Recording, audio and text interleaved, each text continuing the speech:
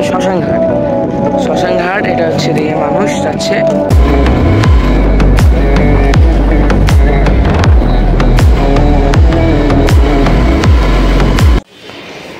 Hello everyone, welcome back to my YouTube channel unique biker. কী অবস্থা সবাই, আপনারা সবাই কেমন আছেন? আশা করি সকলে ভালো আছেন। আজকে অ্যানাদার নিউ ব্লগ ভিডিও চলে আসলাম। সো আজকে আমরা থাম্বনেল দেখে বুঝতে পারছেন আজকে কী হতে চলছে। হ্যাঁ, আজ হচ্ছে আমার একটা জায়গায় নিয়ে যাবো, সেটা হচ্ছে ভূতের জায়গা। সেটা অনেক ভূত রাত্রে বা সকালে শুরু হয় ভূতের খেলা। তো ওই জায়গাটা নিয়ে যাবো, তাহলে চলুন ভিডিওটা শুরু করা যায়। এটা হচ্ছে ফুলবাড়ি সরকারি কলেজ। সো এখান থেকে প্রায় 1 কিলোমিটার মাত্র, বেশি দূর না, কাছে। তাহলে একটু সব শুরু করা যাক।